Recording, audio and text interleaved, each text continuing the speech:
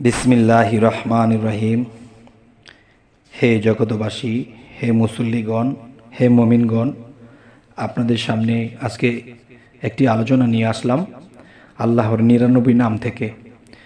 যে আমরা সংসারের মধ্যে একটা টেনশনে থাকি, আমার ছেলে মেয়ের পড়ালেখায় মন নেই, আমার ছেলে মেয়ের স্বাস্থ্য ভালো নেই, আমার ছেলে মেয়ে রোগাক্রান্ত, বিভিন্ন ফেসাদে পড়ে থাকে এবং দেখা গেছে ডাক্তার খরচ দিতেই থাকতে হয়। তবে একটা সংসারে, মধ্যবিত্ত একটা সংসারে দেখা গেছে তারা উপরে উঠতে পারে না, না পারে নিচে নামতে। এই মধ্যস্তরের লোকেরা খুব কষ্টে থাকে। এর মধ্যে যদি ছেলে মেয়েদের ডবল ঔষধপত্র খরচ যায় এবং সেই ছেলের স্বাস্থ্য বালানা, জীর্ণ শীর্ণ হয়ে গেছে, পড়ালেখায়ও মন মস্তিষ্ক বালানা, মেজাজ খিটখিটে, তখন এই ভবিষ্যৎবাণী তার কি ভালো হবে? ওরকম ভালো দেখা যায় না।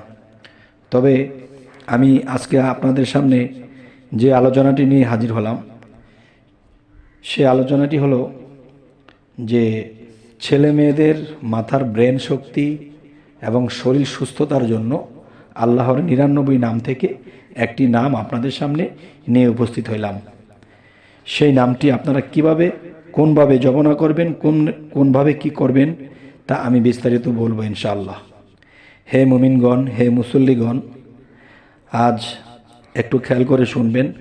ছেলে মেয়েদের গলায় এই নাম লিখিয়া বাঁধিয়া রাখিলে উহার স্বাস্থ্য সবল, ব্রেন শক্তি, মনোবল এবং বাবা মায়ের প্রতি সালাম শ্রদ্ধা ফিরে আসবে। সেই নামটি হলো ইয়া আলিয়ু। এই নামটি হলো ইয়া আলিয়ু। এই নামটি যদি একটি সাদা কাগজের মধ্যে লিখে, ছোট করে লিখে, একটা কবজে একে মোম দিয়ে আটকিয়ে যখন সেই ছেলে মেয়ের গলাতে দিয়ে দেওয়া হবে, তখন সেই ছেলে মেয়ের প্রতি কেউ কুদৃষ্টি করতে পারবে না, কেউ তাদের ক্ষতি করতে পারবে না। এমনকি তাদের মাথার ব্রেন শক্তি ভালো থাকবে এবং তাদের শরীর স্বাস্থ্য ভালো থাকবে, মনে জ্ঞানে কোনো খিটখিটে মেজাজ থাকবে না। তবে আজকের এই আলোচনাটি কেন এনেছি?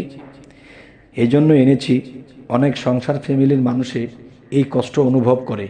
মাস্টার বলে আপনার ছেলের খিটখিটে মেজাজ, পড়া দিলে পড়তে চায় না এবং দেখা যায় বিভিন্ন তালবাহানা করে, আমার শরীর ভালো নেই, আমি চলে যাব, আমি এখন পড়ব না, মানে মাস্টারের সাথে সহকারে খারাপ ব্যবহার করে এবং দেখা গেছে বাড়িতে নিজের বাবা মায়ের সাথেও খারাপ ব্যবহার করে। তো এখন কি করবেন? আল্লাহর এই নাম ইয়া আলিয়ু, ইয়া আলিয়ু, এই নামটি যদি হরদম জপনা করে তাহলে তো ভালো। দেখা যায় বাচ্চা মানুষেরা এই হরদম এই নামটি জপনা করতে পারবে না, তারা ভুলে যাবে। তারপর যতটুক পারে ততটুক করলো।